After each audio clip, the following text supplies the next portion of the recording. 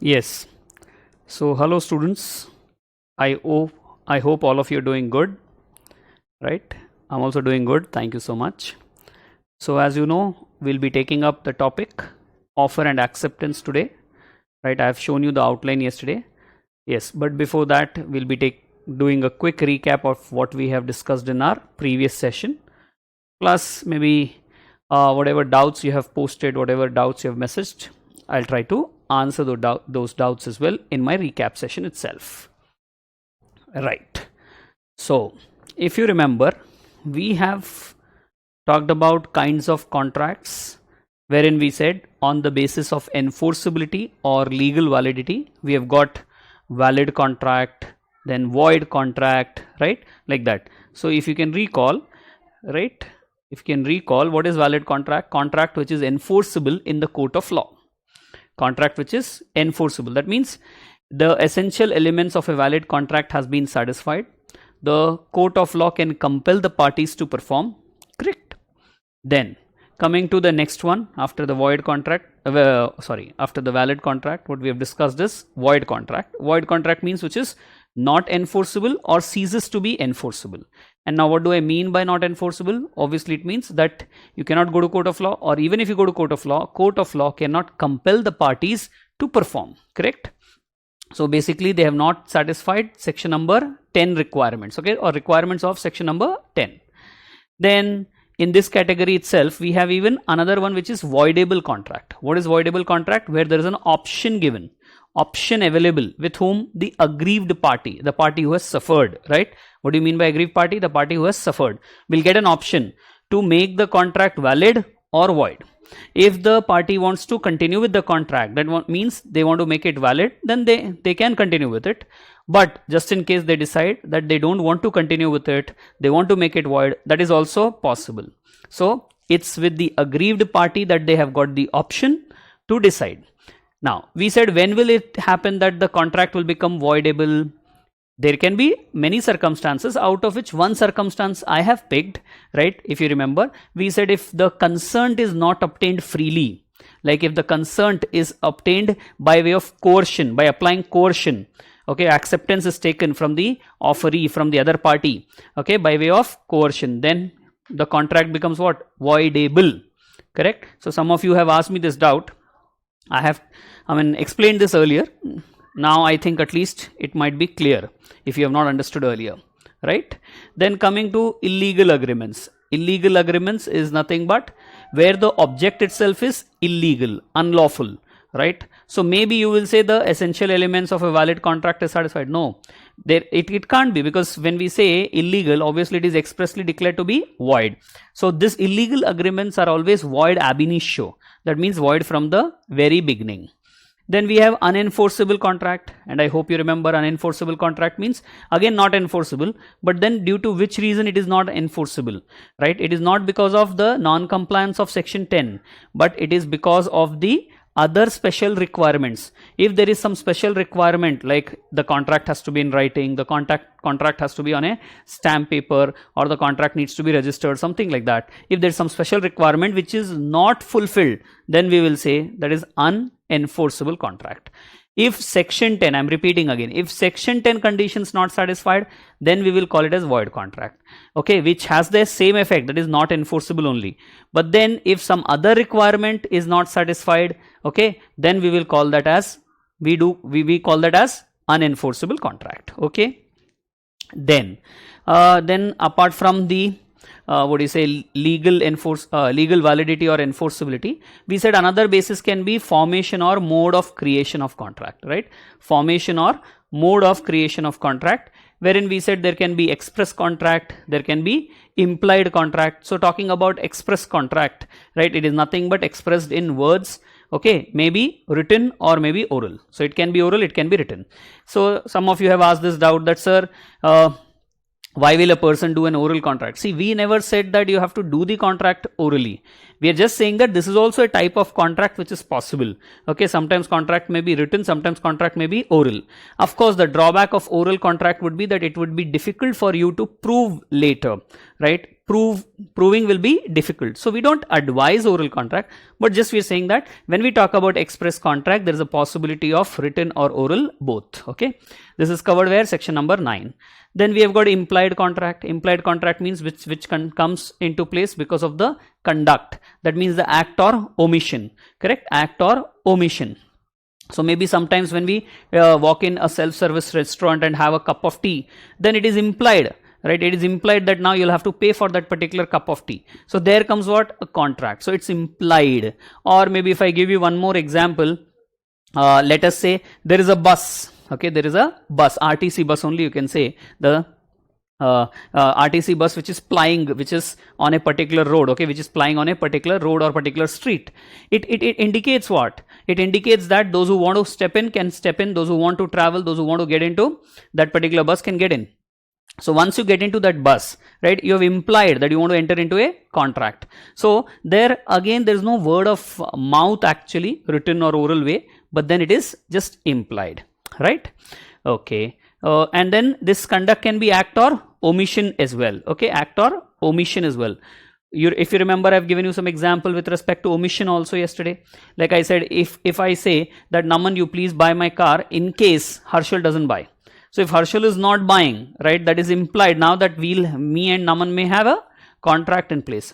So implied means because of the conduct, okay, act or omission, anything. Then if you remember, I have talked about quasi contract multiple times. I have told now what is quasi contract, and I have told you about quasi judicial body as well. So whenever the word quasi comes, we said it is nothing but imposed by law. So quasi contract means contract imposed by law. The parties did not had any intention to enter into a contract. They did not even enter into a contract. It is just that the law has imposed certain obligation. So example I have given about maybe some goods are being lost, or maybe I said I forgot my laptop, and then maybe Akanksha finds that laptops and gets it. So then it becomes my duty to pay the charges, and I have the right to collect the laptop. Same way, Akanksha will have the duty to return the laptop to me and collect the charges will be her right. So this way there is some rights and duties on the part of both the parties, but that is not because they have intended to do that. It is because of law which comes into place. So that's quasi contract which is not being done by parties, but it just happens. Correct? And I've told you this quasi contracts is the word which is not being used by law. Law doesn't use this word quasi. Okay, the Bail Act doesn't use this. It is the courts which uses, it is the public which uses this term quasi, right? So, one more thing I have told you, this quasi contracts is a detailed topic which we'll be discussing later, right? I have shown you what are the topics which we have in our Indian Contract Act, right? The 10 topics which we have grouped, okay? First one was nature and kinds, first one is nature and kinds of contract. And then after that, you know that we are discussing basically essential elements of valid contract only in detail. Isn't it?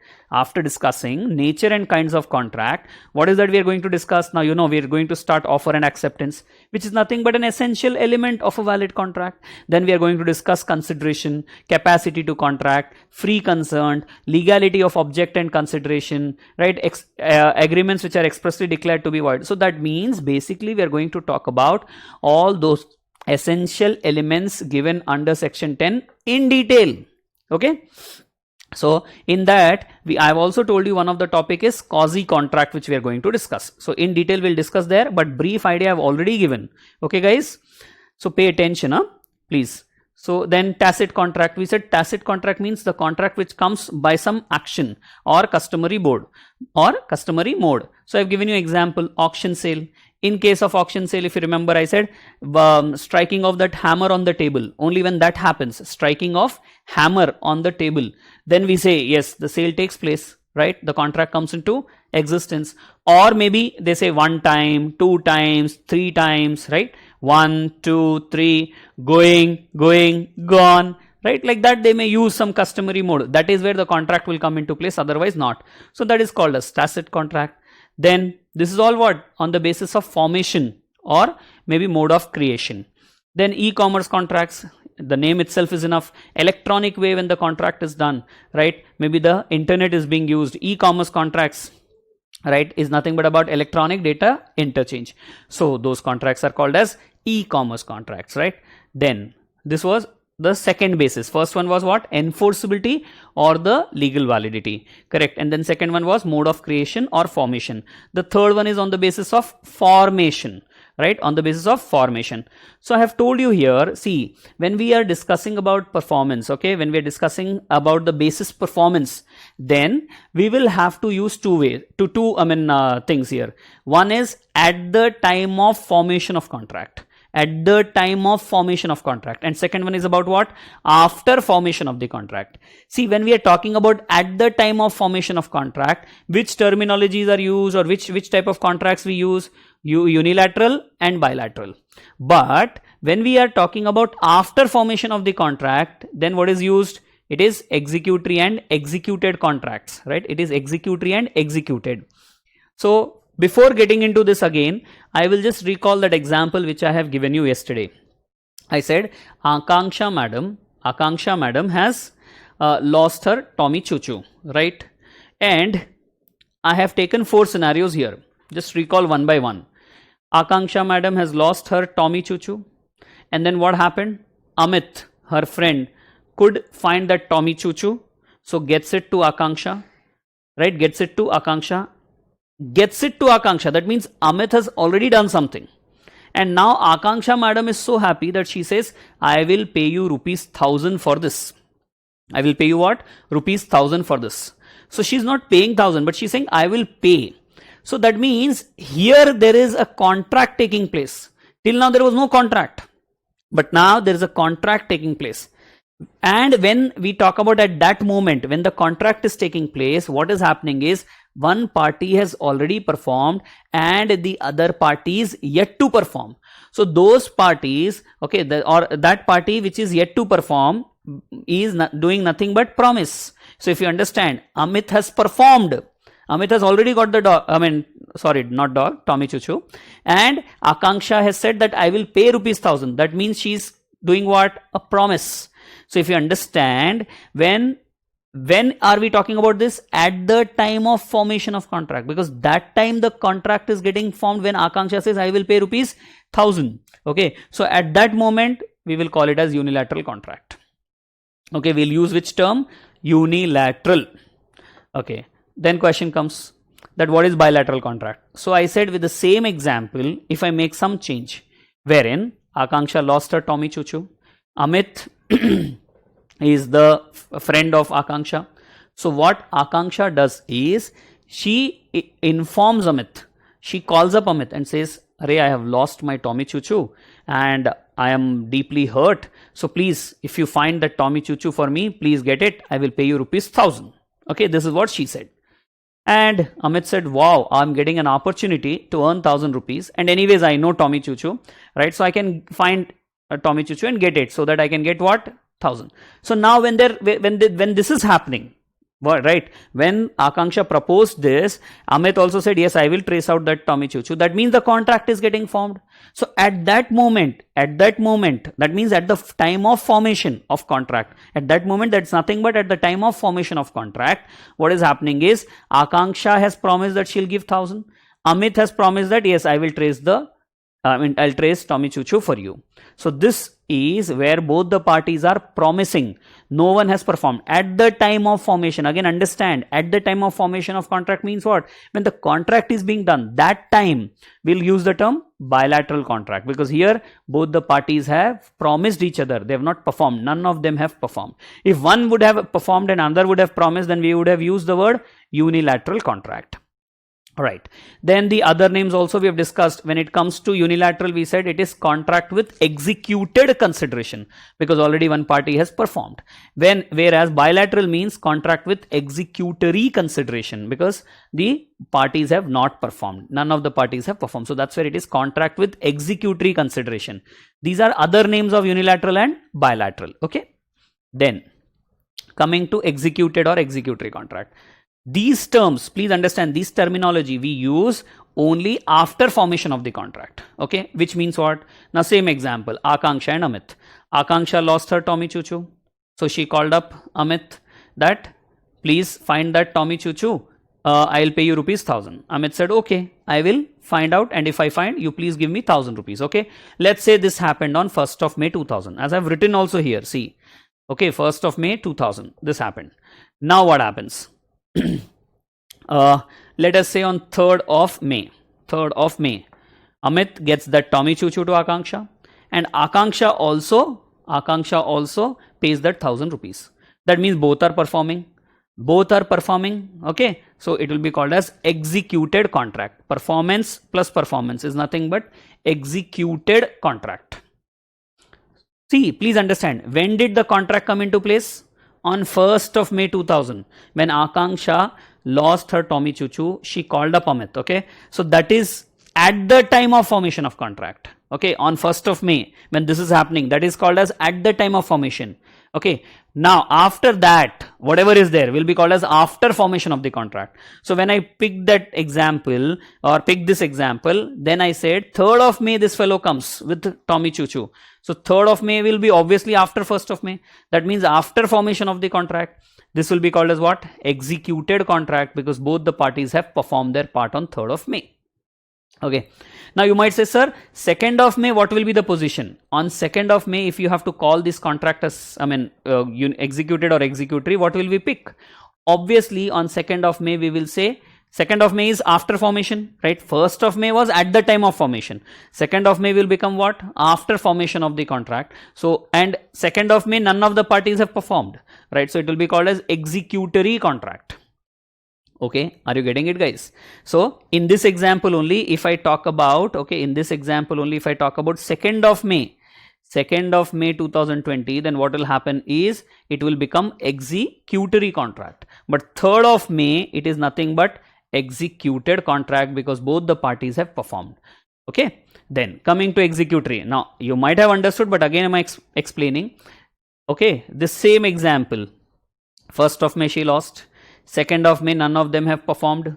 So if you understand 2nd of May, it will be called as what? Executory contract, right? 3rd of May, Tommy Choo Choo was brought in by Amit. Okay, Amit brought that Tommy Choo Choo on 3rd of May, but Akanksha did not pay. So 3rd of May, again it will be called as executory.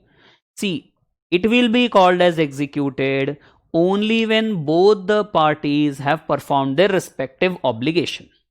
Okay, even if one of the parties have not performed, then it will be called as executory contract. Okay, so on 3rd of May, it is again executory contract. But on 4th of May, when Madam Akanksha pays that 1000 rupees to Amit, it can be called as executed contract. Right? It will be called as executed contract. But on 2nd of May, on 3rd of May, or 1st of May, let's say 1 o'clock this happened. She lost and she called up. Okay. So that is at 1 o'clock, it is at the time of formation. But after 1 o'clock, okay, let's say after 1 o'clock, meaning let's say 1:15, the status is what? Executory. Only the words unilateral and bilateral will be used when we are talking about at the time of formation of contract, means when the parties are entering into the contract at that moment. Okay, it is unilateral or bilateral. But after that will be all nothing but after formation of the contract, where we'll be using the term executed contract and executory contract. Okay. Now here there may be a question, okay, there may be a question which you can ask. And what can be that question? Maybe you can say, sir, at the time of entering into the contract itself, okay, at the time of entering into the contract itself, if at the time of entering into the contract itself, let's say both the parties have performed, okay, both the parties have performed. This also is possible. How is it possible? Let's say I go to a mobile shop, I pay money and the person gives me mobile. So now that moment itself the contract is taking place, and at the time of entering into the contract itself, I am paying that money. Okay, let's say rupees 10,000 is what I have to pay, and I'm paying that, and that person is giving me that mobile worth rupees 10,000. So now you will say, sir, at the time of formation of contract itself, what is happening is both the parties have performed. So what should we call this contract as? Because if you just have a look at the time of formation of contract, we said maybe there can be performance promise or there can be promise. If it is performance and promise, then it is unilateral. When it is promise, then it is bilateral. But we never discussed at the time of formation of contract, when there is performance, then what do we call it as? However, if you just understand here, that is after formation of contract, if you just have a look at it, you will say, sir, performance is called as executed contract. So please understand, my dear friends, in this situation also, we will use the term executed contract. You'll say, sir, but it is at the time of formation of contract. Agreed. But then there is no concept of performance plus performance. Okay, there's no name, not concept I'll say, but there's no name given. So we'll use the same name, that is executed contract. Understand, guys? So in unilateral contract, one party has performed its part. Okay, one party has performed its part and other party is yet to perform, right? At the time of formation, one party has performed, other party is yet to perform. Yet to perform means it becomes promise, will be called as unilateral. When you say both the parties are yet to perform, then it is called as bilateral contract. Okay. Whereas when I talk about after formation of contract, when you say both the parties have performed their part, then it is executed contract. Whereas if you say after formation of contract, both the parties have not performed, that means promise. Or if you say, no sir, one party has performed, other one has not performed. Okay, so performance plus promise is called as what? Executory contract. Okay, and then this one was our question. Okay, this one was our question, that when we are talking about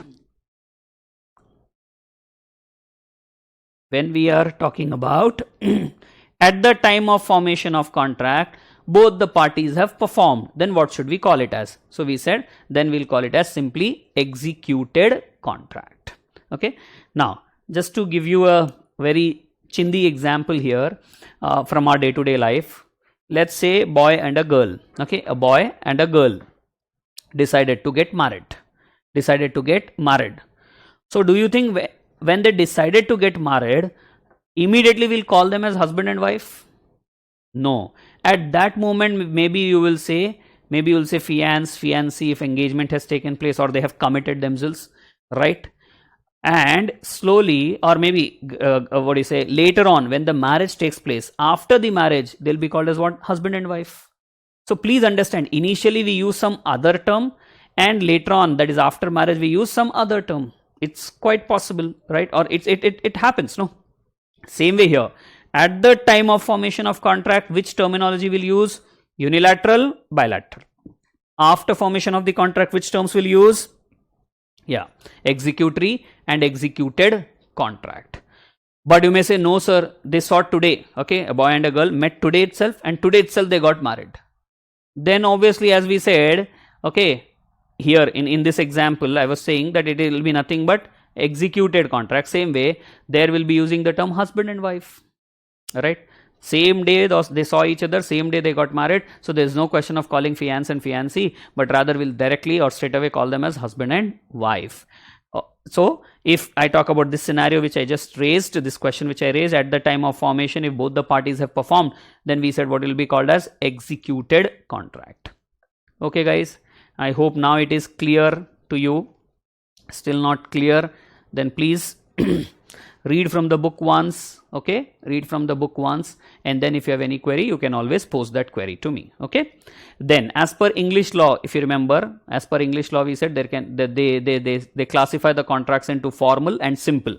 Okay, formal contracts again are of two types: contract under seal or off seal. Okay, and then other one is contract of record. Under seal means which is written, signed and sealed, whereas contract of record means nothing but the court order. Okay, the court order, because of the court judgment, maybe the contract comes into place.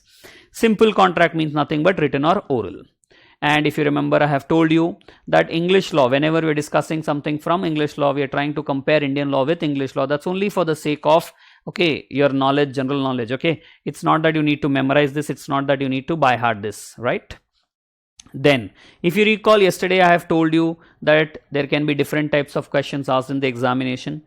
It's a subjective type paper, so basically the questions will be theoretical, which will be descriptive questions. Okay, theoretical meaning nothing but descriptive, or maybe distinguishing questions, or maybe some practical questions. Practical questions in the sense where you will have to apply the provision. Okay, where you'll have to apply the provision which you have understood in a given situation.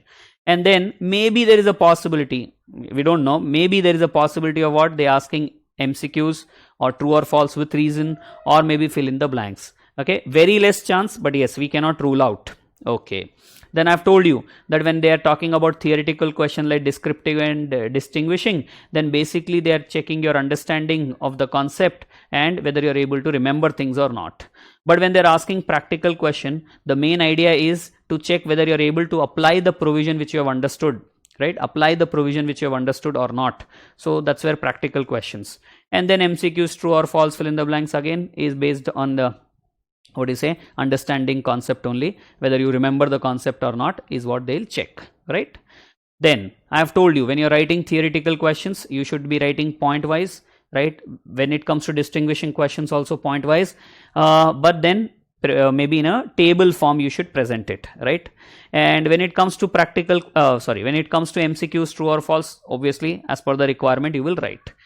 But when it comes to practical question, I have told you, you have to be very careful when it comes to practical question. You have to present it well, and you should cover these elements, right? 5 elements which I have told you in your answer. Number 1, applicable law, meaning whatever provision, whatever law you are referring or you are keeping as a benchmark, that you need to write first. Secondly, you should write the facts of that particular case. Okay, that particular case which is given it to you in the question, you should write summary of the facts. Don't write as it is the facts and waste your time. Just pick up the important points, okay, from the case and write. Okay, so facts of the case. Then what ultimately is the question involved, because sometimes we get lost or we don't understand what exactly they're asking. So it's better that you try to understand what exactly they're asking. So that is nothing but question involved. Okay, so you'll write that as question involved is. Then about your explanation, your reasoning, that's another element I said. Your reasoning, your analysis you can write, and then give conclusion. Don't be in a hurry to give conclusion. Okay, first conclusion should come at the end. Then I have told you, if you remember, that when we are talking about this conclusion, first you will give the general answer, that means whatever they have asked. But if there is an exception also to it, then you will quote the exception to the answer. And sometimes there is a possibility that they might ask alternative question, meaning they may say that if things get changed or if fact get changed, will your answer also get changed? So you need to write that alternate answer also at the end. Acha. In your explanation, I have told you that you should not forget assumptions, right? If you remember, I have told you, in case some assumption is required, because if facts are not complete, then you will have to take certain assumptions, right? And then answer. So the assumption should be included in your explanation only, correct? Right. Then some points I have told you yesterday, which I have listed out now in a separate file. Okay, so if you just have a look at it, maybe few things I have told you yesterday, few more things I thought of and I have written in one file so that it will be useful for you. Okay, so please pay attention. So before I start off with our topic, offer and acceptance, I just thought I'll complete this part, tips for presentation, so that when you're writing any answer to a practical question, at least you will take care of these things. And not just practical but also theoretical questions when you're writing, at least these things will help you. So my idea was to help you with this. Okay, so I have prepared that and now taking up that. So anything which we have discussed yesterday, I'll not elaborate. Anything new, I will just elaborate or I'll just explain it to you. Okay guys? Yes. So first thing which I suggest is, don't bother about side headings. Please don't bother about side headings, because if you're writing side headings, you're wasting your time. You'll say, no sir, in our 11th or 12th or maybe our 10th, they have been saying that please write side headings, please write side headings, right? So maybe we are used to that. Yeah, okay, fine, it's good. I'm also saying, I'm also in favor of side heading, but what happens is the time which is at your disposal in the examination will be less. So you will have to decide, you will have to choose priority, or you will have to prioritize things. So that is where I'm saying, if you can avoid side heading, you can save some time. The word which you are writing in side heading, will be used in the sentence. So what you should do, what I will suggest is that word which you want to write as side heading should be written in capital letters in the sentence. So this can be an alternative. So instead of writing side heading, that particular word which you are going to use or which you might have used in side heading should be written in the sentence, obviously will be written. So what you will do is should be written in capital letters. That way you can just highlight that point or highlight that word, that will act as a side heading. So this is an alternative of side headings. Okay guys, next I have told you yesterday, please answer point wise. Please answer point wise. So point wise means what? You should be writing 1, 2, 3. No, I didn't say that. If you remember, I have told you, please use the simple bullet points. Okay, dot. Don't even use this asterisk and other things, right? Don't show your drawing or painting skills here, right? Because you will be wasting a lot of time then. Then I have told you the points which you are writing should be of decent number of lines, right? If you are getting into paragraphs again, I would suggest not to go for paragraphs, but still if you're going for like 4 or 5 lines is like decent enough, after which you should switch to next one, right? Alignment I have told you, like margins and all, you should take care properly, right?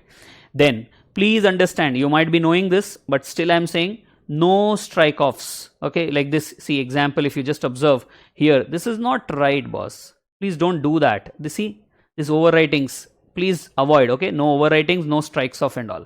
But you'll say, sir, by mistake it happened. Like, see this example where I have talked about COMPANIE, right? The spelling of company is wrong. So what I have done? Strike through. Okay, just one line I have drawn. Instead of doing overwriting, I have just put one line on it and then again written company. This is the way you can write. So it doesn't look clumsy. Okay, if it looks clumsy, obviously you will not be able to impress the valuer. So avoid these type of overwritings and all. Okay, that's the next thing. Then next one. I hope you are noting down things, right? Please take care of this, and not just note down, but rather when you practice, right? When you practice the practical questions or any question, okay, please take care that you start applying this. When you apply, obviously you will not forget. When you practice this, you will not forget it. Okay. In the examination, unconscious mind should take care of these things, right? It should not be like consciously it should come. Unconsciously you should take care. Okay, if I have done a mistake, if I have done some spelling error, I will not do overwriting. It should be like unconscious way. It should just be a line and then write that again, right? No side headings. It should be like unconsciously happening. Okay, point wise it should come. Like yesterday when I wrote the answer, if you remember, I have written point wise only. Okay, then I will suggest go for only one pen, and institute normally says, okay, black ball point pen. Okay, ball point pen. If you say gel pen and all, you may use gel pen, there's no problem, but then that gel pen should be of a quality wherein if some liquid falls, like some tea, water falls, okay, then it should not get spread. The script should not get spread. That's the basic idea. So that's why they say ballpoint pen, but in case you have that gel pen that which will also not spread upon the falling of liquid, then it's okay, you may use that. Okay, then 4 papers you have got.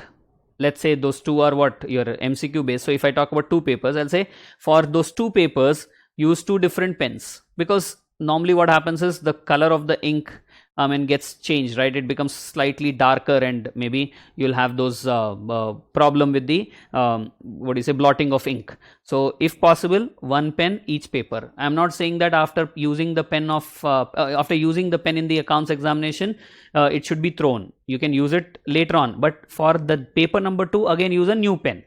And again, after the paper, you can use that for your own, at your home or maybe in your classes. But examination purpose, I'm suggesting this.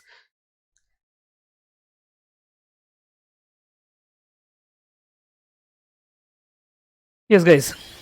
So what I was suggesting is that use 1 pen each paper. Okay. Then next thing which I have written here, if you just observe, is same as used in class. Meaning what?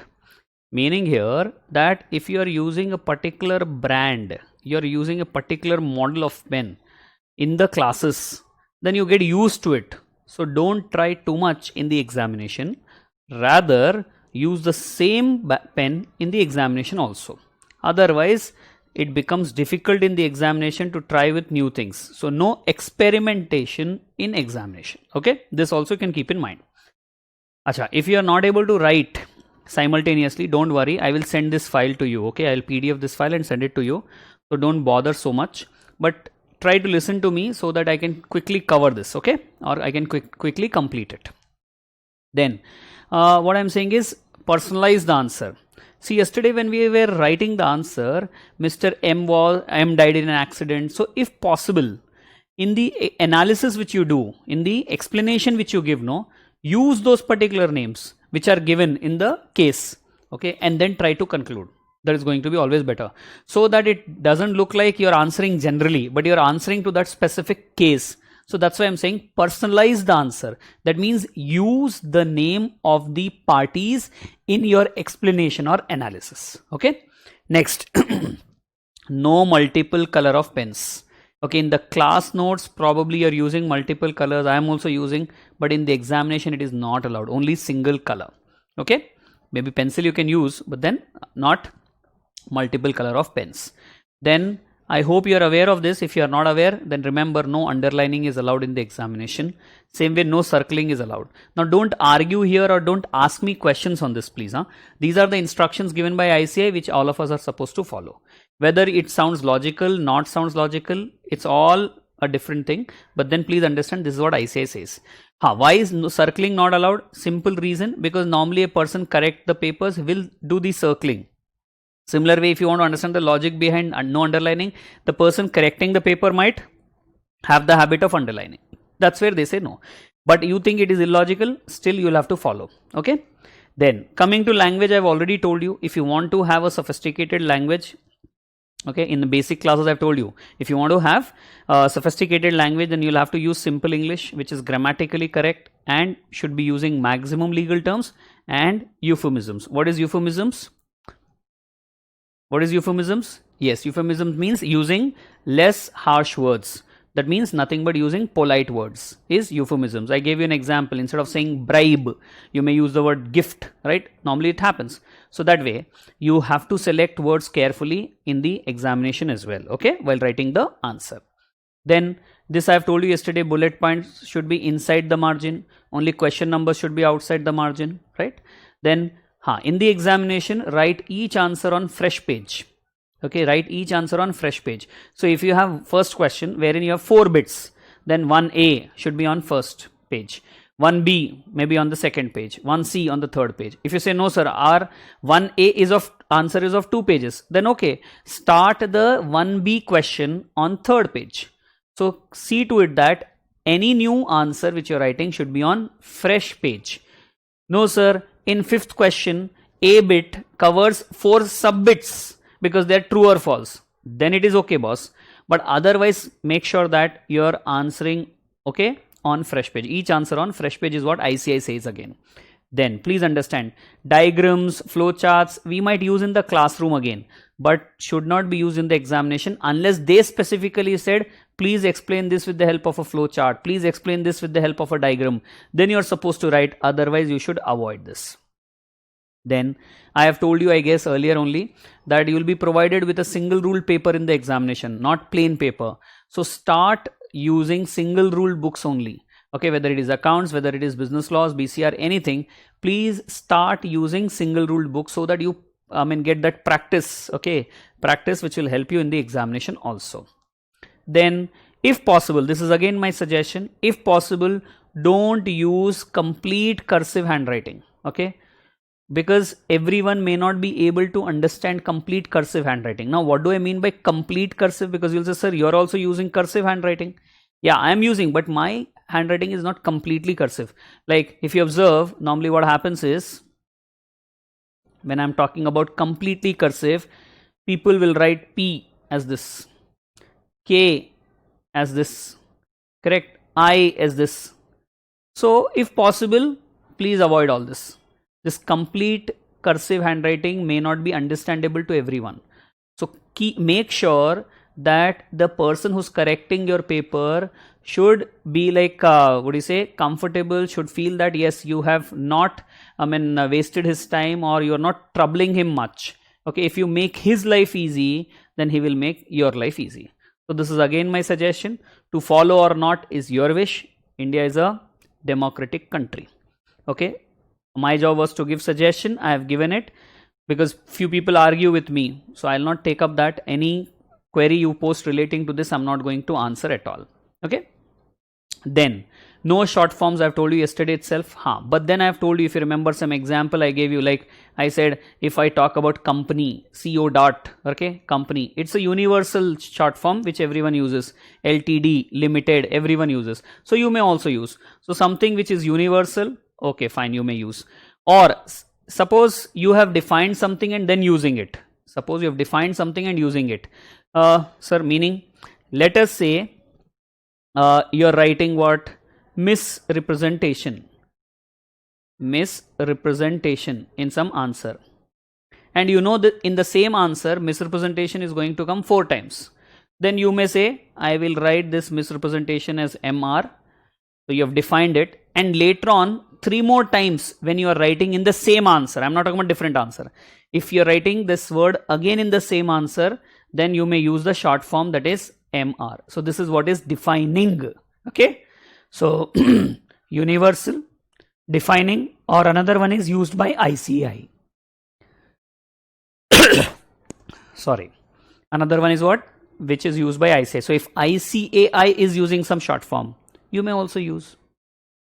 Okay, so these 3 exceptions exist. Otherwise, short forms should not be used in the examination. Okay, and I have told you, your SMS language also you should avoid. And you write N, you write D, like those SMS language should be completely avoided in the examination. Then this question is also being asked by many students, that sir, is it that we have to write the answers in the same sequence, okay, of the questions? And the answer is no, it's not like that. But see, meaning what? See, 1 to 6 questions you will have in business laws. I have told you in our initial classes itself. First question will be mandatory. Out of the remaining 5 questions, any 4 you have to write. So like that, completely you have to write 5 questions out of 6 for business laws paper. I'm talking about 2A. I'm not talking about BCR. I'm just talking about business laws paper. So if I say that if you want to write first, let's say question number 3, answer to question number 3, you can write. It's not that you have to write first question 1 and then only write question 2. Nothing of that sort. But if you have started with question 3 and let's say question 3 has got 3 bits, you should complete all those 3 bits at one place itself. And after that, you can move on to other question. So let's say you have completed all the 3 bits of question 3 and then later on you want to go to question number 5 wherein 4 bits are there. Then write all those 4 bits, okay, answer to all those 4 bits. And once you complete that question 5 completely and you say, now I want to write question 1, no problem, you can write question 1. But again, if there are 4 bits in question 1, complete that at one place and then move on to the next one. This is what we expect. Okay, you should not write first 1A, then second A, then third B, then 4C, and then coming to again 1B. No, this is not right. If you start a particular question, complete all the bits and then move on to the next question is what ICAI says. So please follow this particular instruction very clearly. Okay, sequence of questions. Don't try to miss on this. Okay. Then one more thing I'll say is time management, which is very important. So whenever you're writing answer, just observe how much time you're taking, because normally what would happen is if 6 questions you have to write, okay, for 60 marks, you'll be supposed to write what? No, not 6, sorry. 6 will be given and 5 you'll have to write. And if I say 5 questions are there out and 3 bits are there in each, then 15 questions. So you can just calculate how much time you'll get. 3 hours is the time for this paper. BCR plus business laws, both together. Business laws I've told you is for 60 marks, right, guys?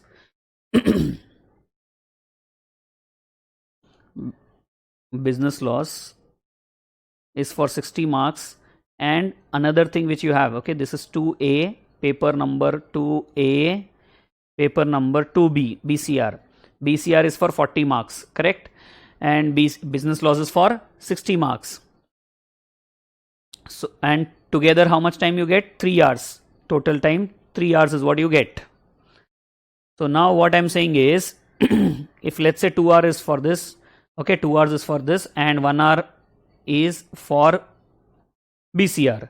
So in 2 hours, if you will have to write, let's say 15 questions, then you can understand, right? I don't have to tell you exact mathematics here, right? If you are getting 120 minutes for 15 questions, then how much time are you getting, right? If you understand, like 8 minutes odd you will get is what you will have to complete the answer in.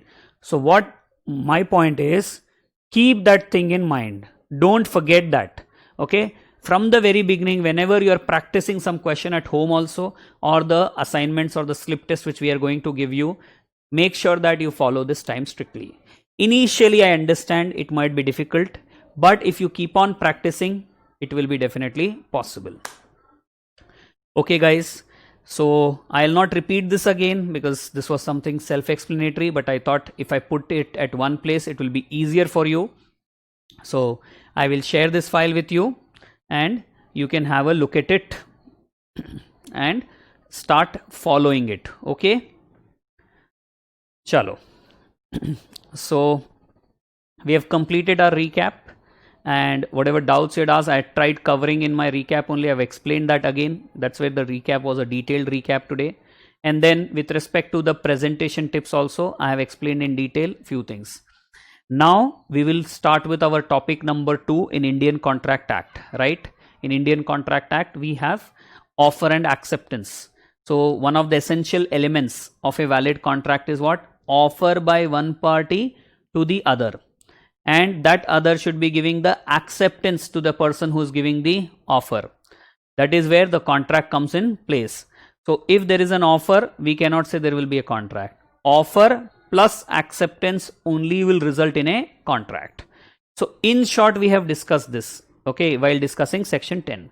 Now we are discussing it in detail. So as I have told you yesterday, what are the things which we are going to cover here in this topic? Definition. Right? Definition of what? Offer as well as acceptance. Then some essential elements of a valid offer, same way of valid acceptance also. Then I have told you some important points relating to offer, relating to acceptance also we will see. Correct? We will be discussing that. Then we have something called as kinds of offer. We also have lapse of offer, right? Kinds of offer and lapse of offer. What do you mean by lapse of offer? If you remember, I've told you lapse means revocation, correct? Lapse means what? Revocation. Revocation means what? Withdrawal of offer. So we have to discuss about that as well. So in offer, we'll discuss definition, essential elements, some other important points, then kinds of offer, lapse of offer. In acceptance, we'll be discussing what? Definition, essential elements of a valid acceptance, and then some important points. Apart from this, if you remember, I've told you we'll be discussing even section 3, section 4 and 5, which deals with what? Communication of offer, acceptance and revocation. Right? How to communicate the offer, how to communicate the acceptance, how to communicate the revocation. That is what we need to see. Plus, when will we say that communication is complete? So completion of communication. Completion of communication of what? Offer, acceptance, revocation. Correct. Then we said time limit also is important.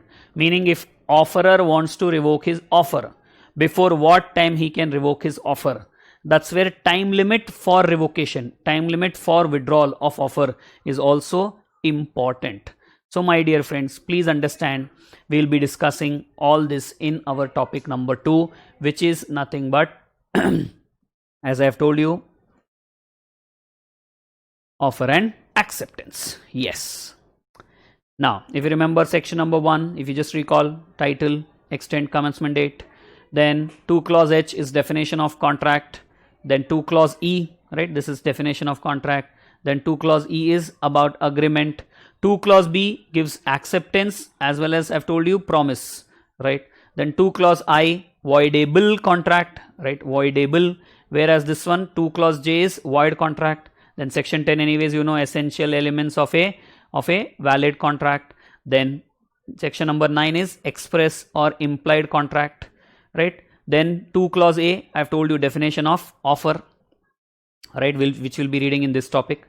2 clause B, definition of acceptance, and then the other sections is what we are going to see, section 3, 4, 5, 6 and 8. So let's start without any would you say delay. Now, first thing which we'll be discussing is definition of offer. Okay, what are we going to discuss first? Definition of offer. And the definition of offer is given where? Section 2, clause A. My dear friends, let me tell you again, whenever we read some law, we first try to read the law from the bare act, right? We try to get the points from the bare act, from the act itself, from the act as it is, right? Bare act means what? Act as it is. So from the act itself, we are trying to get it. In case we don't get that, then probably we refer other things, like if you remember rules or corrigendum or maybe the notifications or the case clause, like that. There are multiple things which we refer for reading a law. If you have not watched those videos, I request you to watch the videos. If you have any sort of backlog, if you have not watched any of my previous classes, I request you to watch them, so that now when I am explaining these things, you will understand it better. Otherwise, what happens is you don't understand something and then you ask a query, and then it becomes difficult every time for me to repeat things. Okay, so please, my humble request, watch all the previous videos if you have not attended those classes. Okay, 5 anyways were the live classes, and the 2 classes, recorded classes, which we have given it to you yesterday and day before yesterday. Okay, chalo. Now what are we talking about? We said definition of offer. So definition of offer, what do you mean by offer, is given in section 2, clause A. Of what? Obviously Indian Contract Act 1872, correct? Indian Contract Act 1872. So what does it say? It says maybe when a person signifies, okay, when a person, let's say, signifies his willingness. Signifies means what? He expresses, he indicates his willingness to some other person. Okay, let's say to some other person. Acha. Signifies his willingness for what? Maybe to do something, maybe to do something, or maybe not to do something. Maybe not to do something. So when we say to do something, that is nothing but act. There's nothing but act. To do something positive, right? When we say not to do something, that is nothing but abstinence. There is nothing but what? Abstinence. Okay, abstain, abstaining, abstinence. Okay, these are all one and the same. Only thing is the grammar changes. So when a person, okay, when a person signifies his willingness to do something, okay, he's sharing his willingness to do something or maybe not to do something with other person, and that too with an intention. Okay, with an intention. What sort of intention? To take the assent from the other party. To take the assent from the other party, meaning to take the acceptance from the other party. Sir, acceptance to what? Obviously acceptance to the act or abstinence. Okay, assent is nothing but acceptance. So this assent is for what? The act or maybe for abstinence. So only signifying is not enough, my dear friends. Please understand, signifying itself is not enough. Okay, but also should have an intention. Okay, signifying means indicating or expressing that, okay, I want to do this or I don't want to do this. And he's also having an intention that the other party should give acceptance to that. Okay, acceptance to that act which he said he will do, or to that abstinence which he said he will not do. So he has that intention to take assent also, acceptance also. Understand? No sir, we didn't understand. Okay, I'll give you an example. Let's say now, let's say example I'm taking. Okay, maybe a person expresses to another person that I would like to sell my car, for rupees 5 lakhs. Okay, for what? Rupees 5 lakhs. He has expressed his willingness to this other person that he wants to sell his car. So that means this is to do something, right? He has expressed his willingness to do something, that is to sell his car for rupees 5 lakhs. And when he is doing this, tell me, can he have an intention that I am giving this offer but that person should not accept? No, it's not right. So please understand that when he is doing this, he is expecting that the other person will give the acceptance to it. He has that intention. This fellow has the intention that the other party will give acceptance to it. Okay, the other party will give acceptance to it. So that intention he has, intention to get the acceptance from the other party. Now, you'll say, sir, acceptance to what? Acceptance to act or acceptance to abstinence? Obviously, the event involved here is selling car, which is nothing but act. It's something positive. It's not for abstinence, right? So, obviously, he is having an intention that the other party will accept his act. That means the other party should say, yes, I am ready to buy the car for rupees 5 lakhs. Understand, guys? So again, I am sharing the definition. Please listen to me carefully. When a person signifies his willingness to another person, and that willingness is for what? To do something, that is nothing but act, or not to do something, which is nothing but abstain from doing, or maybe abstinence. And when he is signifying this, he is having an intention. What sort of intention? Intention to take the assent. Intention to take the assent. Assent means what? Acceptance from the other party. Acceptance for what? Acceptance for the act, or maybe for abstinence, as the case may be. Understand, guys? Now the question comes, sir, what will be this party called as? The person who is giving an offer, what will that party be called as? So please understand, the party will be called as offerer, and the other party will be called as offeree. Okay, not offeree, it's offeree. The person who gives the offer, or the party who gives the offer, is called as offerer, and the other party, that is the party to whom the offer has been given, is called as offeree. Okay, then we may also call this person, okay, as proposer. The person who's giving offer can also be called as what? Proposer. If you uses this term, proposer. But there is no term called as proposee. So don't write that. If you have written, please write that visible strike through. I hope you understand what is visible strike through. See, this is the strike through, and that's visible, meaning the word propose is still visible but striked off. There is one more way of striking off, which is revenge mode. You'll say, sir, what is that revenge mode? See, you'll write proposee and then no need to do this. Okay, please avoid all this. Okay, you can just use visible strike through if you have done a mistake. So proposee is what we are not expecting. We may use the term proposer for the term offerer, but there is no term called as proposee for offeree. Okay, acha. Let us say that the offeree has given the acceptance. The offeree, after receiving the offer, has given the acceptance. Then what will this offerer be called as? Offerer will be called as promiser, because offer when accepted becomes a promise, correct? Okay, offer when accepted becomes a promise. So that's why once the acceptance is done, not when the offer is given, only when the acceptance is given by the offeree, then if you want, you can change the term to what? Promiser. And same way, here we'll change the word to what? Promisee. Okay, the offeree will be called as, or offeree can be called as promisee. We can use these terms.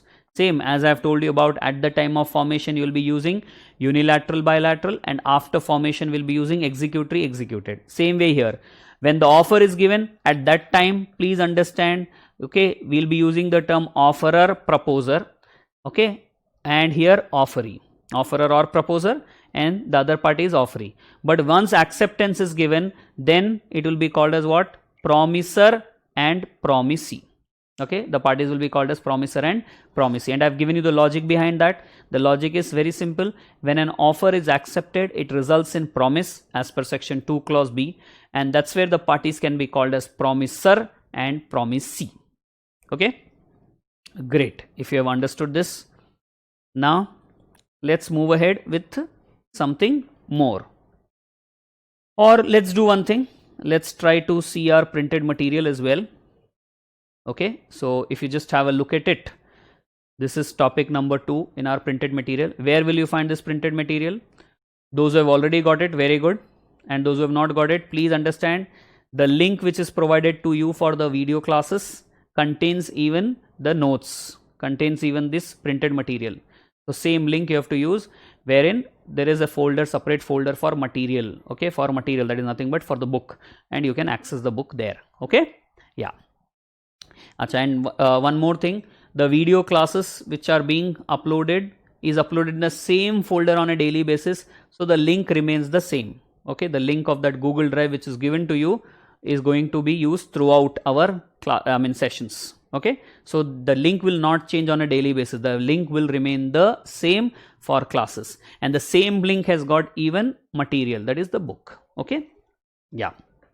So now talking about definition of offer, as we said, it is given where? Section 2 clause A. Section 2 clause A. So what does it say? An offer consists of the following two parts: expression of one person's willingness, expression of one person's willingness for what? To do or to abstain from doing something, to do or abstain from doing something. When they say abstain, to do, that means it is nothing but act. When they're saying to abstain from something, that means nothing but abstinence, right? Not to do something, that is abstinence. Such expression should be made with a view to take or obtain what? With a view to obtain the assent of the other person to the proposal, act, or abstinence. That is, he is trying to take the acceptance for that act or for the abstinence which he has offered. The person making the offer will be called as what? Offerer or maybe proposer. And once that offer is accepted, then you know that person will be called as what? Promisor. Where is this written? If you want to know, it is written in section 2 clause C.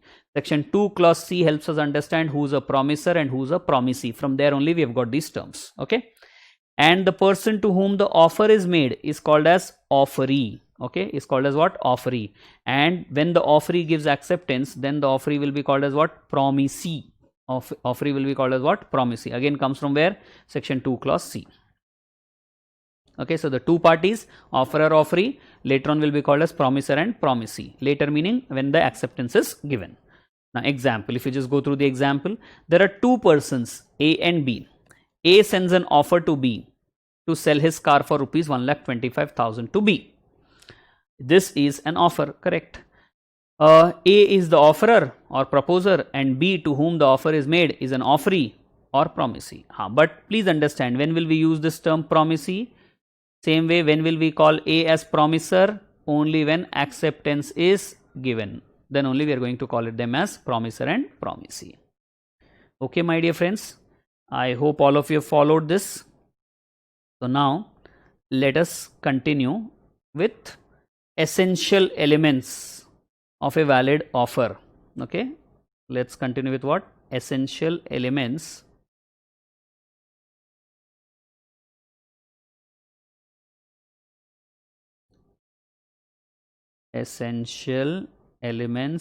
of a valid offer, after discussing the definition of offer.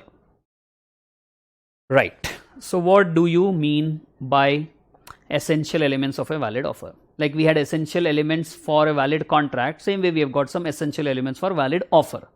Meaning, if these elements are complied with or are satisfied, then only we can say the offer is valid. And if offer is valid, that is where the acceptance given to that valid offer will result in a promise and thereby a contract, otherwise not. So it's important to understand this properly. Okay, so let's discuss one by one what are those essential elements, okay, of a valid offer. The first one is, this offer must be communicated. Must be communicated. communicated to whom? To the other party.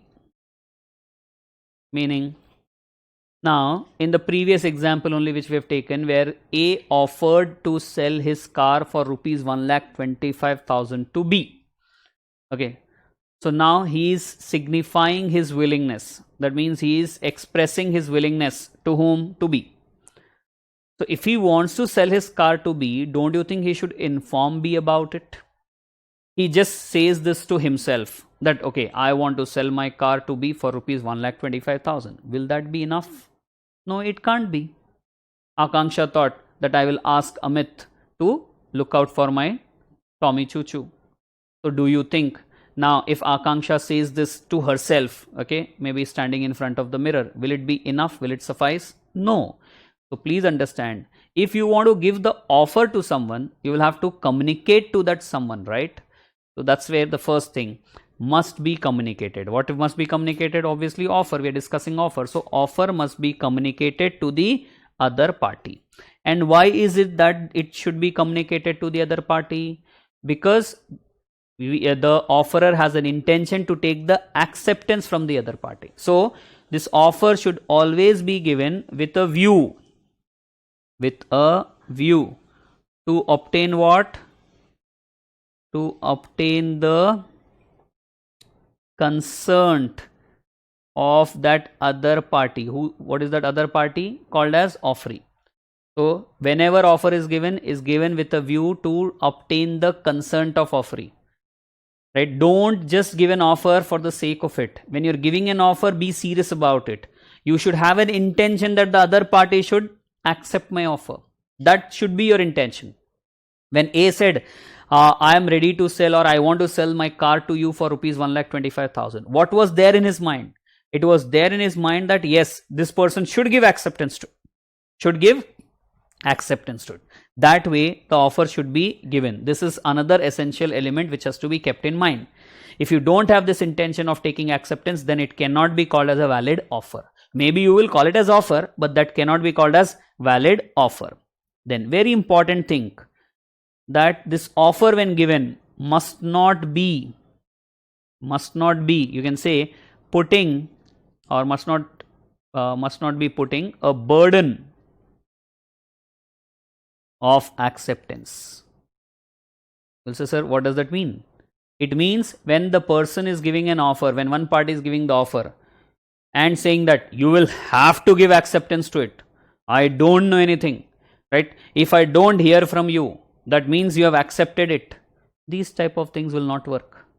See, you should have an intention to take the acceptance, but you cannot compel acceptance. You cannot put a burden on the offeree that you have to accept it. You have no choice, because you know free consent is very important. No? So it's not possible that this person, this offerer, puts a burden on him or says, if I don't hear from you, if I don't get the answer from you, if I don't get the reply, then I'll assume that as if you have accepted. This is not correct, my dear friends. So that's where the third essential element. Then one more thing which you know, earlier we have discussed, that offer must be what? Definite. Offer must be definite. Offer must be clear. Offer must be certain. That means offer should not be vague. Offer should not be vague. Offer should be clear. Offer should be certain. Same example I'll take. Suppose I have 5 cars and I say I am giving an offer to sell my car. Okay, I propose to sell my car for rupees 5 lakhs. Now I said I have got 5 cars. So if I simply say I am proposing to sell my car for rupees 5 lakhs, question comes, which car? Out of those 5 cars, which one am I talking about?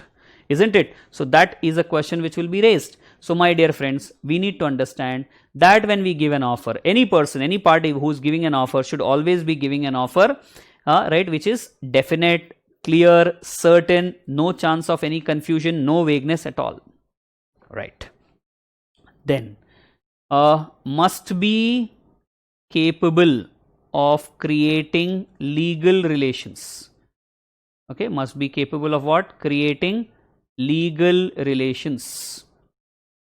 Meaning, when you're giving an offer, you should have an intention of creating legal relations. That means if I'm giving an offer, I'm giving an offer with an intention to take the acceptance from the other party. So if the party give acceptance and later do not perform the part, do not perform his obligation or her obligation, then I will sue that party in the court of law. That should be your intention.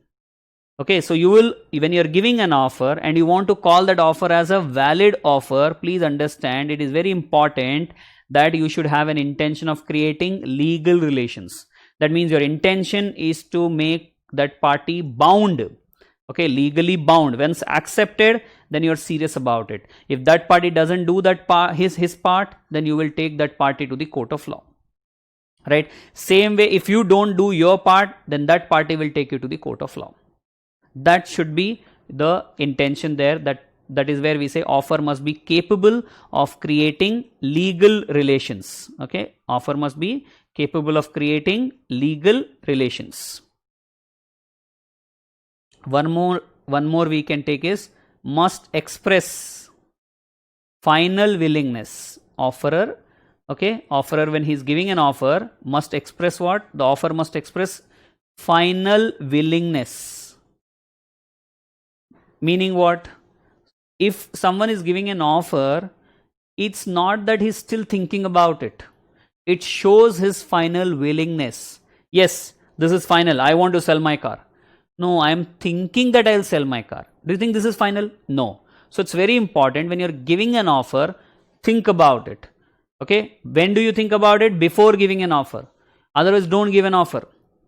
Think about it, whether you're serious about this offer, whether you want this to happen or not. If you think, yes, I want this, then only give it. So it's very important that it should show your final willingness. Okay. So this way we have got some essential elements of valid offer.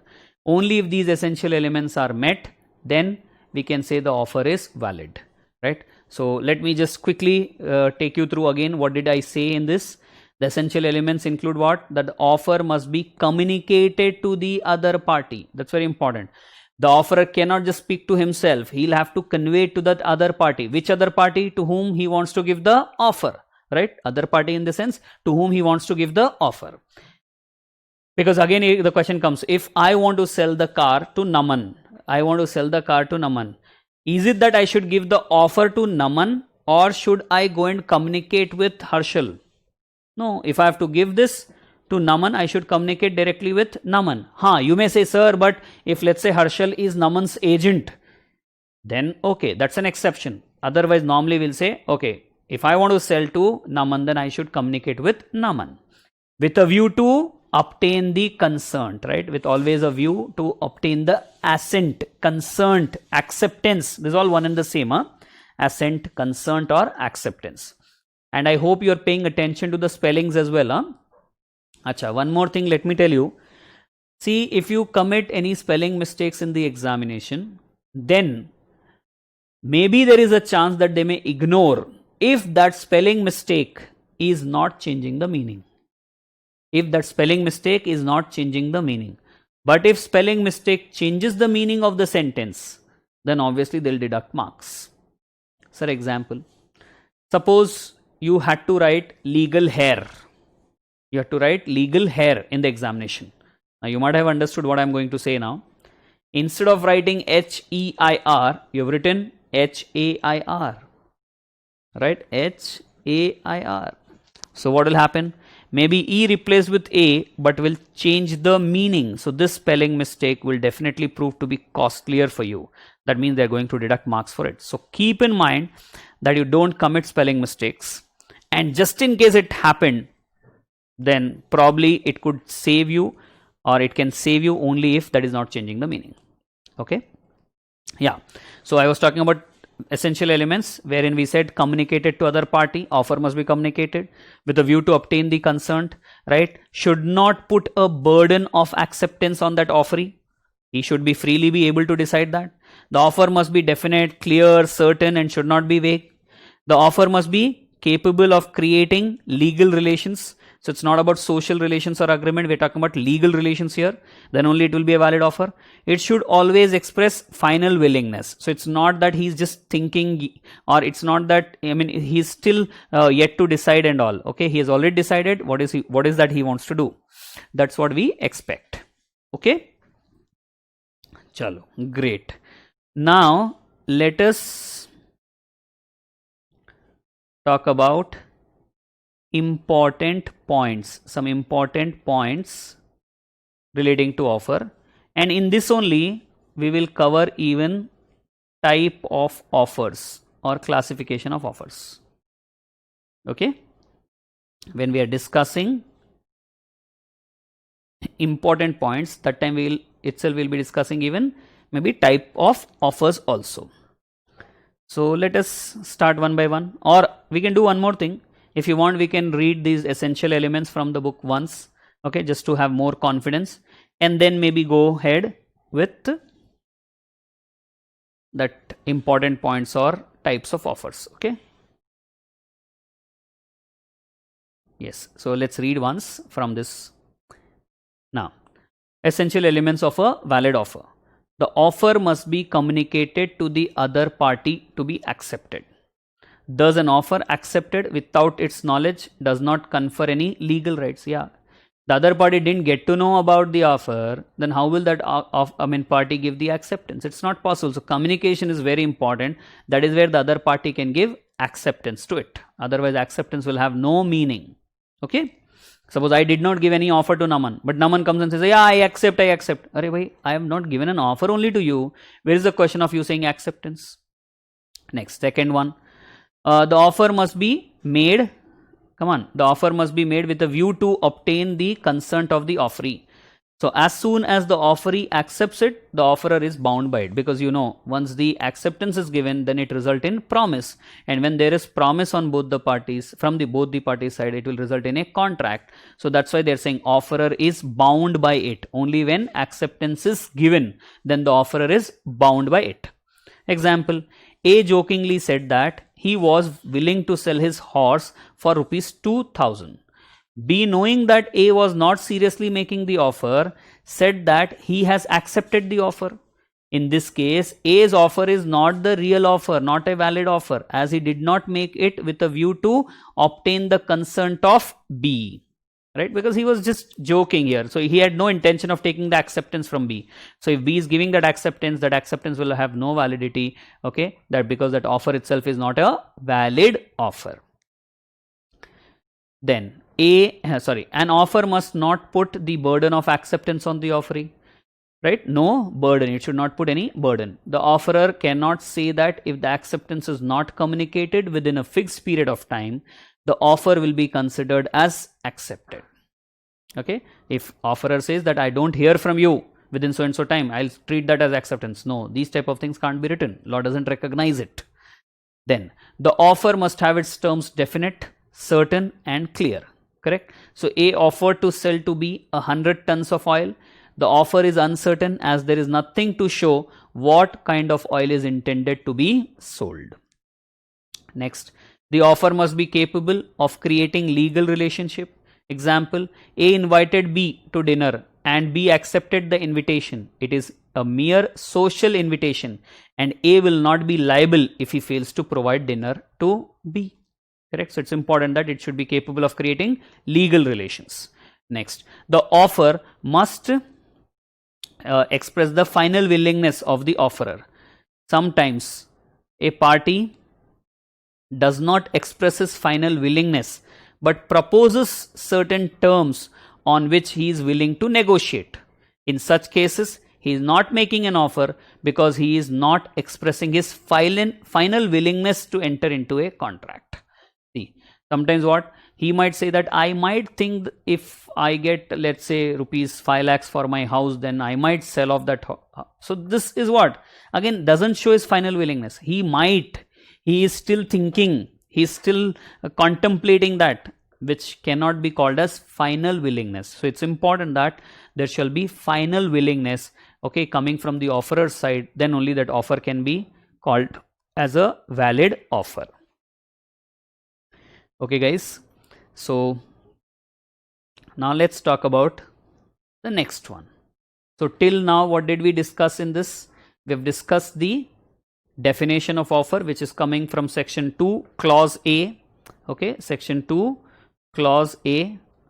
And then while discussing this definition of offer itself, we have talked about the parties also, right? Parties also, and we have taken the help of 2 clause C, because 2 clause C defines the term, right? 2 clause C defines the term promisor and promisee. So we have discussed that as well while discussing this. Then we have discussed essential elements of a valid offer. And now we are into important points or types of offer. So the first one here, please understand, offer may be made to world at large. To world at large. Meaning what? It is not necessary that every time the offer should be made to a specific person, to a specified person, to an ascertained person. Okay, it's not necessary. Meaning, you'll say, sir, what? See, in the examples which we have been taking or which we have taken, you might recall or you can recall that we always said Naman, we always said maybe Harshal, we always said maybe A wants to sell it to B. Like that, maybe we were talking about a specific person. Okay, offer is being given to a specific person. But don't you think it is possible that offer might be given generally as well? That means offer may be given to world at large also. Sir, how can that happen? Suppose you said, I want to sell my house, and you gave a newspaper advertisement for that. Okay, so you are giving an offer. You are giving an offer to the to the world at large. You rather in this case, so you are inviting offers. You are inviting offers, and that too from world at large. So please understand. I mean, sometimes you may give offer to world at large. Maybe the person said once when he lost his Tommy Choo Choo that anyone who gets that Tommy Choo Choo to me, I will pay ₹1,000 for it. So this offer is for whom? Is it for a particular person? No, it is for world at large, for maybe a group of persons, or maybe generally being given. Like we also ask some questions in the class, right? I also ask. So maybe I can say, come on now, Harshita, you have to answer this, right? That means I'm specifically asking Harshita. But if I say, class, come on, any one of you can give the answer for this. So this means what? It becomes general. Okay. So here as well, we have got what? That offer may be made to world at large. So from this itself, we get to know that there can be specific offer, there can be a general offer. See, so that is where I was telling you, while discussing important points, probably we can discuss even what? Types of offer. Okay. We can discuss what? Types of offer as well. Okay, not every time, but mostly we'll be discussing that way. Right. Then next one. This offer may be to do something or not to do something. Correct? Offer may be to do something or not to do something. That means offer may be positive or offer may be negative. Offer may be positive or offer may be negative. I said, please supply 100 units of mobile to me. Okay. I said, maybe to someone, let's say to Amit. I said, please supply 100 units of mobile to me. So is this positive offer or negative offer? Obviously, this is positive offer because I'm talking about doing something, correct? But there can be even negative offer as well. That is not to do something. For example, yes. Suppose I say, please don't file a suit against me. Please don't file a suit against me and I'll pay you ₹10 lakhs for it. So in this case, I'm giving an offer about what? Not to do something. This is about abstinence. This is about something which is negative. I'm asking the person not to do something. So that way, if you understand, there can be positive offer, there can be as well negative offer. So from this point again, you're getting to know some type of offer, isn't it? Positive, negative. I hope you have understood. Positive is about what?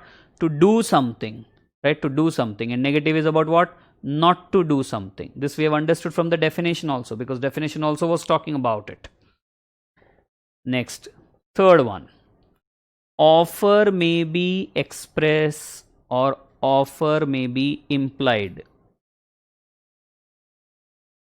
Offer may be express or offer may be implied. It can be either of this, okay? It's not necessary offer should be always expressed. It can be even implied. Like I was giving an example of the bus, RTC bus, which is plying on a particular route, particular road, particular street. So it implies, it's like it's giving an offer, not by way of words, but it implies by its action that, okay, anyone who wants to go on to that particular route can come in, right, can board this particular bus. So this way, it's not always that the offer will be the express offer. Offer can be even implied offer. Okay, so offer can be express, offer can be even implied. So again, type of offer also we got to know from this particular point. Okay, one more, or rather next one. Cross offer do not result in a contract. You'll say, sir, what is this cross offer do not result in a contract? What are you trying to say? See, I'm talking about a very simple thing here, which is relating to cross offer. So first understand cross offer. You'll understand this point very easily when I talk about cross offer. Okay, what is cross offer? Offer which is crossing, that's cross offer. Meaning, sir, what is that? See, sometimes there can be identical offers. There can be what? Identical offers given by two persons to each other in ignorance of each other's offer. In ignorance of each other's offer. Meaning, I'll take an example. Let us say there is one person, okay, who gives an offer to sell his house for rupees 1 crore to some other person. Okay, to some other person. So one person has given an offer to sell his house for rupees 1 crore to other person. And let's say this particular offer has been sent by him by post. Okay, this fellow has posted this offer. And when did he post? Let's say he has posted on 1st of May 2020. Now this other person, okay, this other person, let's call this person as A, who is giving the offer, and this other person to whom offer is given is B. So this other person B is not aware of this, is not having any knowledge of this. So in the ignorance, okay, or without knowledge of that offer, makes an offer. This person is also giving an offer. B is also giving an offer. What sort of offer the person B is giving? B says, I want to buy. Buy what? Your house. Okay, for rupees 1 crore. And B also has posted this offer. Okay, posted this offer. Maybe let's say on 1st of May itself. Now what will happen? If you understand, both of them are making identical offers. A says, I want to sell my house for 1 crore. B says, I want to buy your house for 1 crore. Okay, and these particular offers are being made without having the knowledge of each other's offer. A doesn't know about offer of B. B doesn't know offer of A. So without having the knowledge of each other's offer, they are making an offer to each other, which is called as cross offer, because now the offer will cross each other during post. Understand? So this cross offer do not result, okay, please understand, do not result in a contract. Reason? See, for a contract, what do we need? For a contract, we need offer and we need acceptance. But here what is happening is, there is an offer and also offer only. There is an offer and offer, which cannot result in a contract. Understand, guys? So cross offer do not result in a contract. So while discussing the types of offer, we can say, again we can talk about cross offer. right? Cross offer is also one of the types of offer which do not result in a contract. Clear, guys? What is a cross offer? Can you just repeat once? It's nothing but identical offer given by both the parties.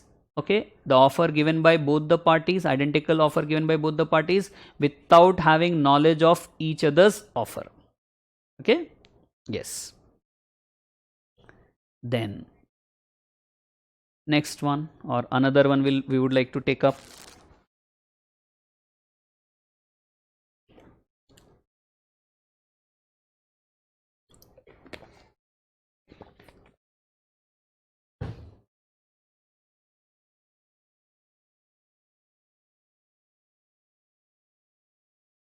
A mere statement of intention.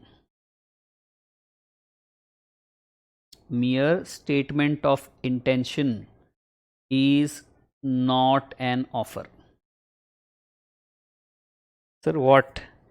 Mere statement of intention. If you just intend to do something without having, what do you say, an intention of taking the acceptance, that is not an offer. See, when I'm giving an offer, we said the person should express willingness to do or not to do something with a view to take the assent from the other party for the act or abstinence, isn't it? So if some person is just intending something, right, is just intending something, that cannot be called as what? That cannot be called as what? Offer. If I say, I think, or according to me, the house is like worth 50 crores. My house is worth 50 crores. I think that if someone gives me 50 crores, probably I'll sell my house. Again, these are what? These are just statement of intention, okay, which cannot be called as offer. Which cannot be called as offer. Understand, guys? When you make an offer, make properly that offer with a view to take the assent from other party. And that should show, as we said earlier only, final willingness. Right? So this point is actually a continuation of the essential elements which we have discussed when we said express final willingness, right, in these essential elements. So this is connected to that particular point. Okay, continuation of that. Now next one, very important thing which I'm going to discuss is invitation to offer. Okay, invitation to offer differs from offer. Differs from offer.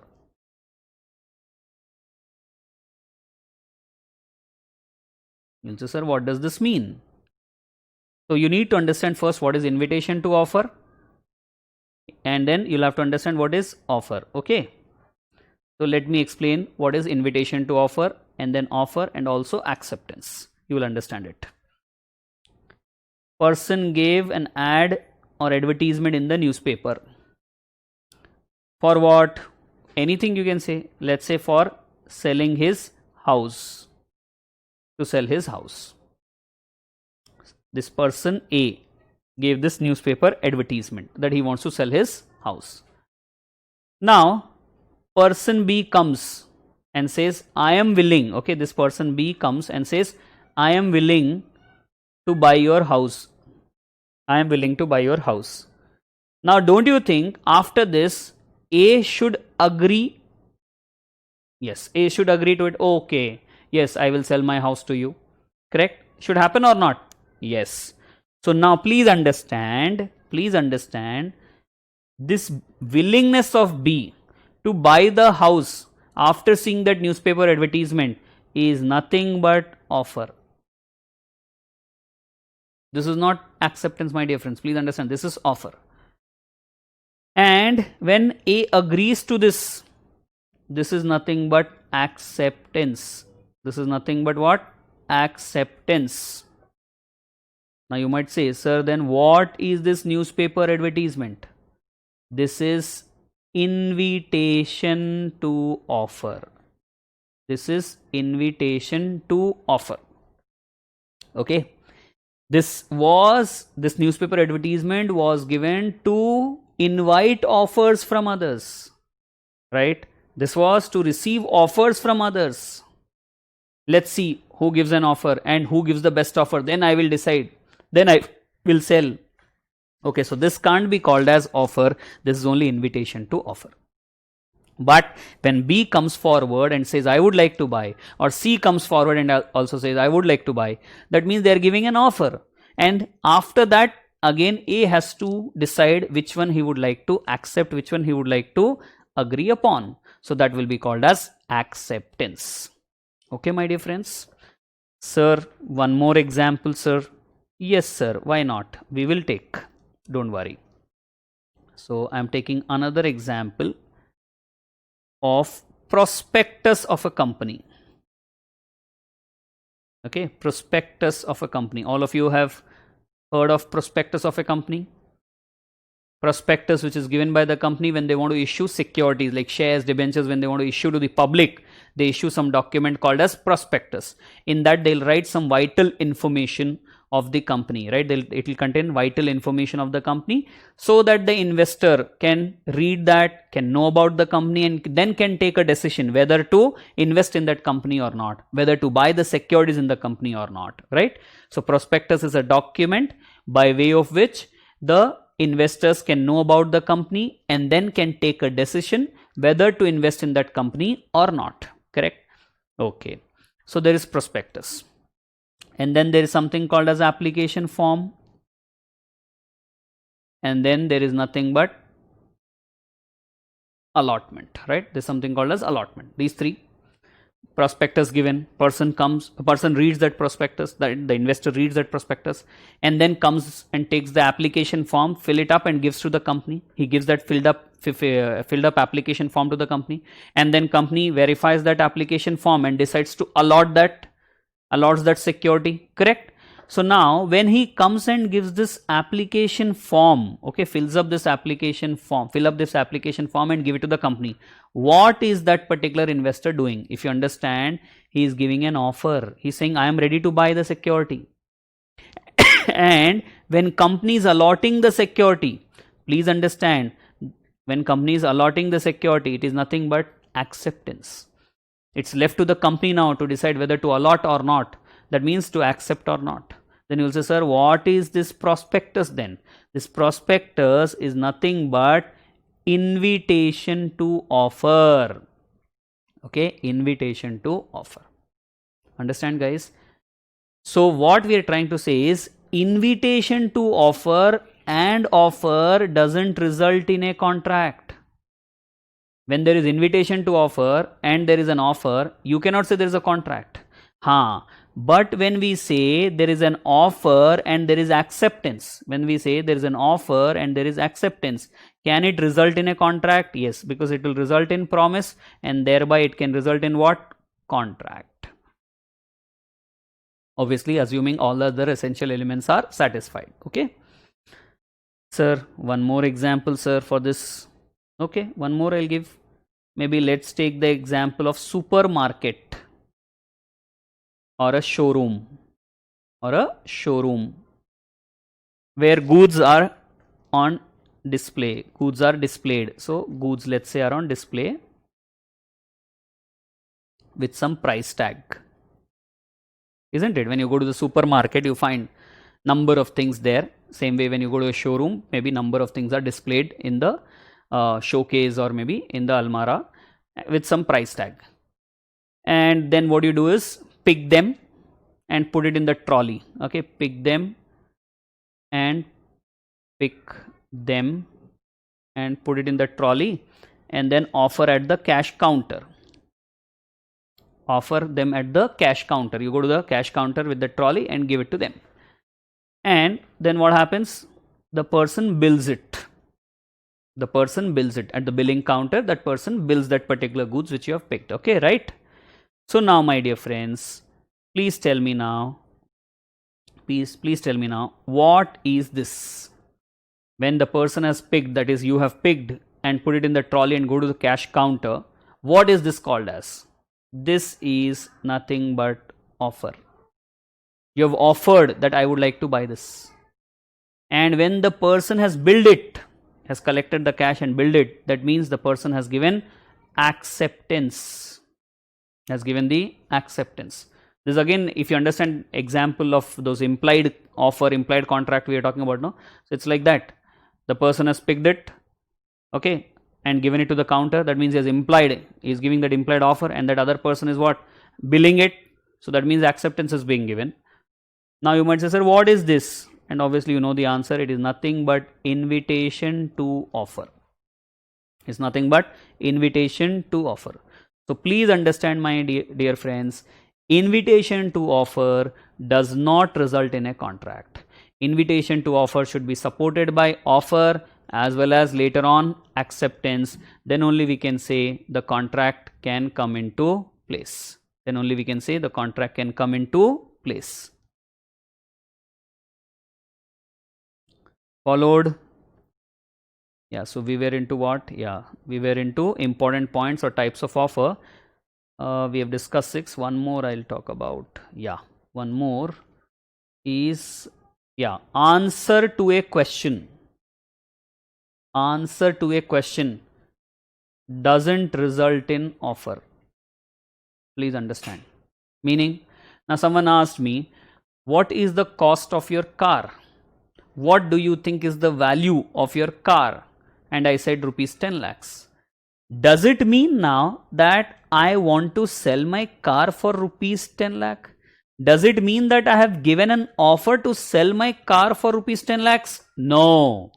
So please understand, answer to a question cannot be called as an offer. Okay, cannot be called as an offer, cannot be constituted as an offer. Followed? Good. So simply answering some question cannot be called as an offer. Okay, sir. Acha, one more thing. Counter offer. Okay. So, sir, what is this counter offer? Okay, I'll explain. I'll help you understand. With an example only directly, I'll explain you. Let us say there is this person A, okay, who is giving an offer to sell his mobile. Let's say he wants to sell his mobile at rupees 10,000. To whom? To some person B. Okay. No, sir, please don't use the name AB. Okay, you can take any name.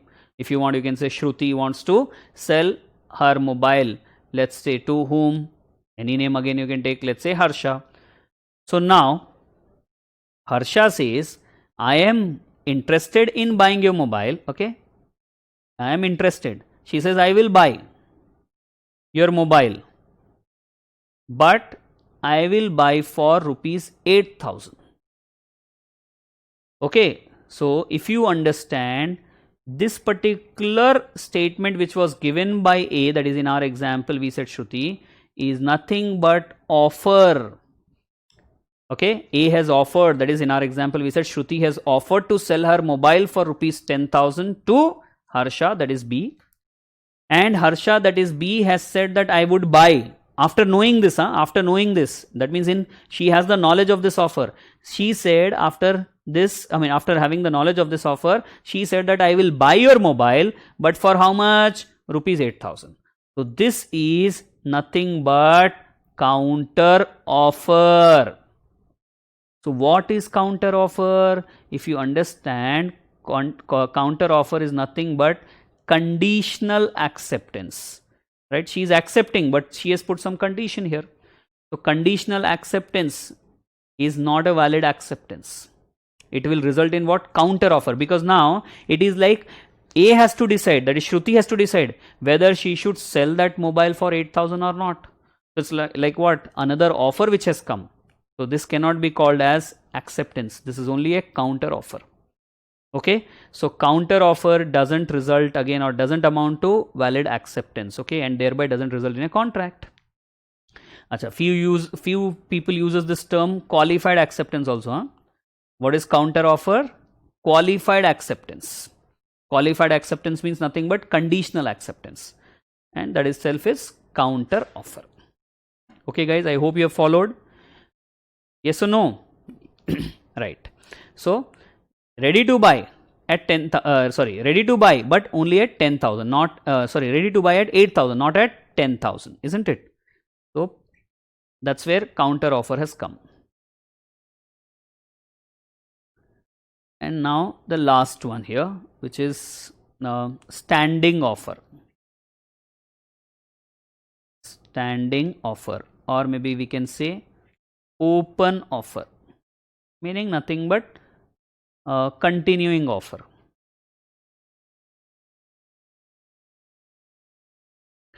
Let's say I go to an interview, I give an interview and I say I propose myself to be an employee of this company, I offer my services to this particular company.